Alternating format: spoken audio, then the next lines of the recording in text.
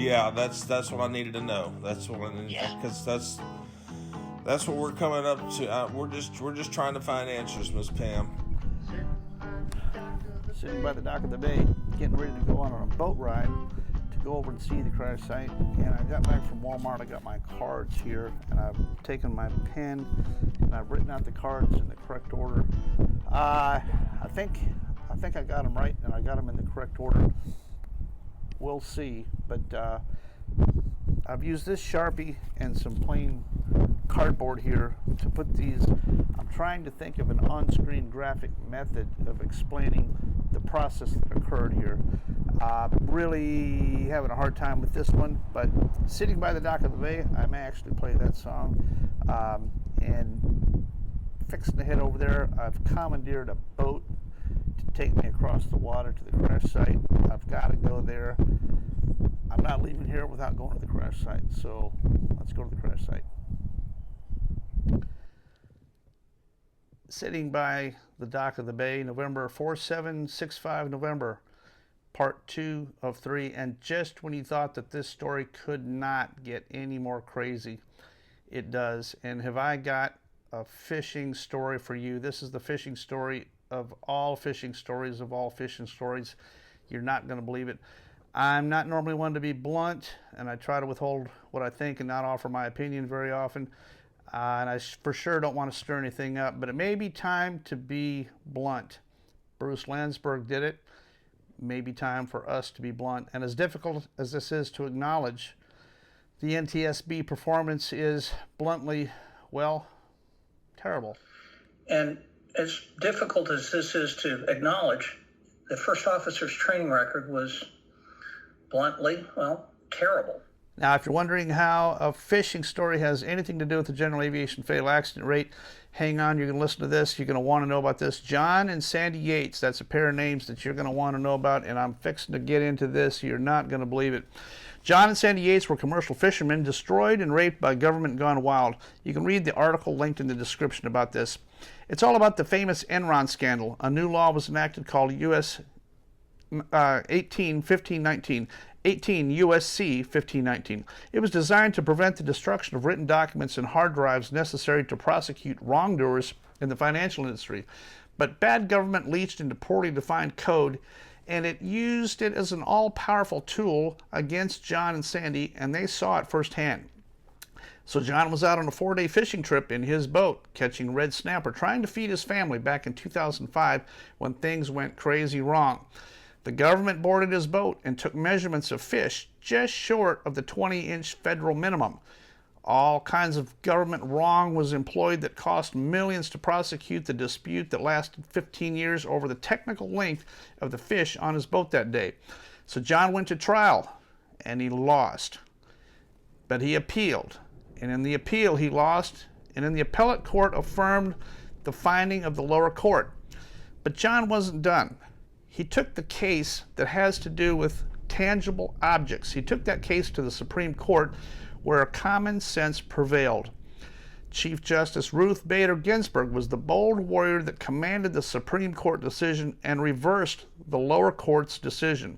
She concluded that 18 U.S.C. 1519 was intended to pertain to written documents.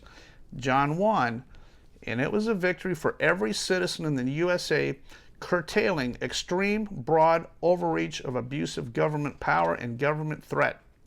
Let's read what 18 U.S.C. 1519 has to say.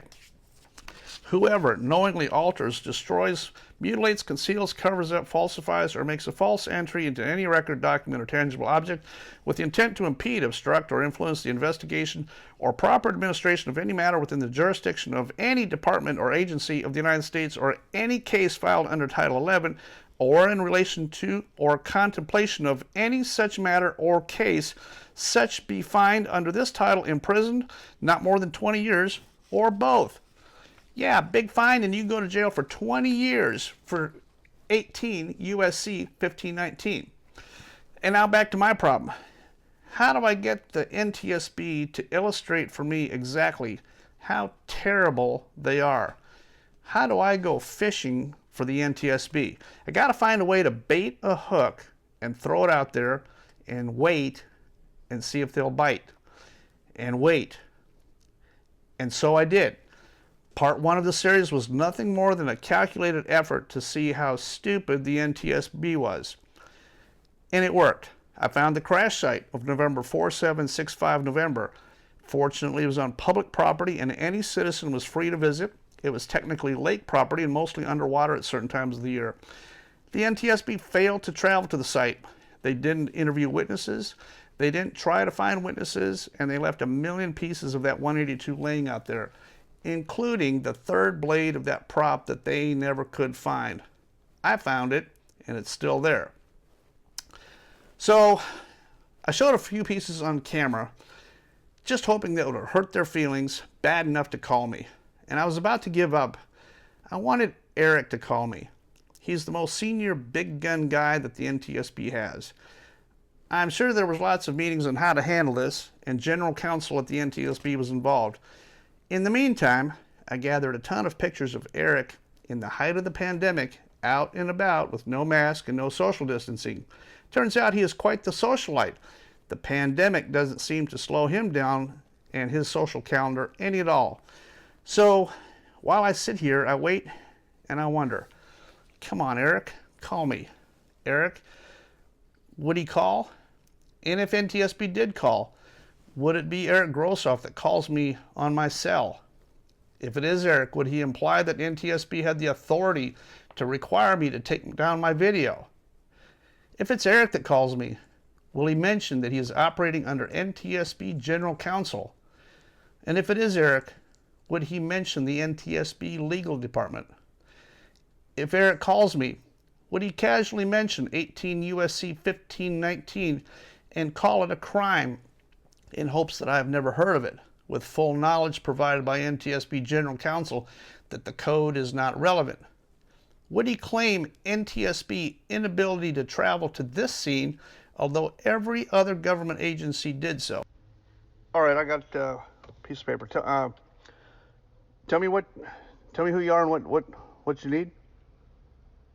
Sure. My first name is Eric with it's E-R-I-K, and the last name is Grossoff. It's Golf, Romeo, Oscar, Sierra, Oscar, Foxtrot. I'm the senior advisor for special operations and law enforcement for the NTSB at headquarters, Washington. Okay, and what is it? My direct number.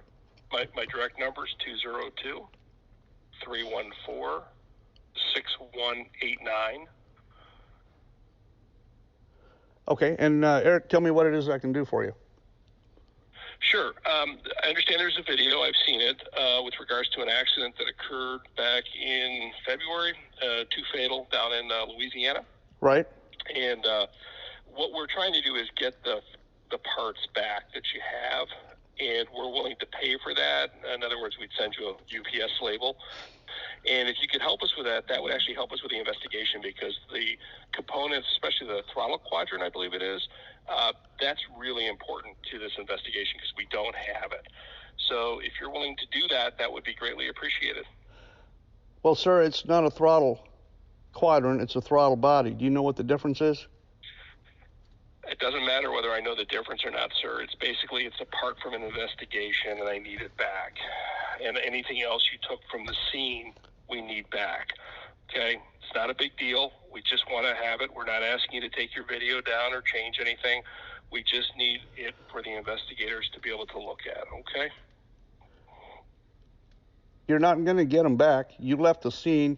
You never traveled to the scene. They're laying out there in the dirt. I picked them up. Okay, sir. That's fine. I just want, in all fairness, okay, and you maybe be recording this call, so I just want to be in all clarity to you, okay, that you said you're not going to give them back to us. That's fine. I do want to remind you, in conjunction with our legal department, our general counsel, that under 18 U.S.C.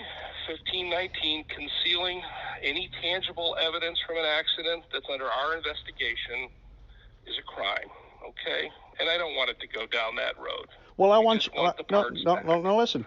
I want it to go down that road because I'm not in possession of those parts anymore. I did pick those up, but I don't have those anymore. And if you want to go down that road, you're welcome. You're welcome to it. Well, first of all, Mr. Greider, I'm just talking to you, okay? I'm talking to you. I'm talking to you. Mr. Greider. Mr. Eric, you guys never traveled to the site. Sir, okay, well, there's a thing called a pandemic, okay? We could discuss that separately. So, they were hoping that I'd be in fear of the statute and that I didn't know about the Supreme Court decision. They didn't know that John and Sandy are friends of mine, and I know all about it. So this accident, November 4765, November, is landmark in many ways. Not only from a pilot side, from a general aviation side, but it also is a government illustration that serves the purpose of clearly illustrating the complete lack of qualification, the lack of work ethic, the lack of ethic in general, and to be blunt, incompetence of the organization we know as the NTSB. In part 3, I'm going to take you on a boat ride, and we are going to the site, and in part 3, I'm going to tell you exactly what happened and what you need to know. And Pam, you think that you saw it go mostly nose down and point towards the direction where you think that the airplane hit? Yeah, to the left of that orange triangle there. And so you only saw it in its last few seconds before it hit the ground. Right. But it was not spinning or turning. No. It just went straight in. That's right. I can hear it now. You're going to hate me for part 2, not explaining what happened. What actually happened is that our government is not explaining what happened. I had to take this amount of effort in part 2 to explain NTSB. Yes, I'm on a rant.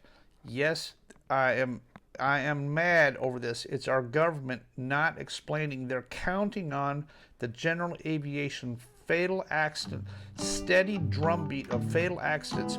It's affecting your insurance rates. It's affecting our pilots. They're not solving it, and they don't want to solve it. That's how come I took this much effort to illustrate the faulty job of the NTSB in part 2. Part 3 is coming. We're going to talk about this airplane accident in particular. I'm going to explain it. You're going to understand. You're going to tell me I was right in the end. I know you will. You have to suffer through. Part 3 is coming real soon. I'm going to give you all the information, and you've got to have that. I apologize for dragging this out, but the faulty job of the NTSB is a huge part of this story. I had to do it. I had to bait them. I had to bring this in, and I had to do it. And hang tight. Part 3 is coming. You haters that want to hate on me, go ahead. I'll take it. I appreciate it. I read them all. Keep on hating. It just spurs me on. For my tiny little itty-bitty fledgling YouTube channel, my name's Dan Greider, and you've been watching Probable Cause.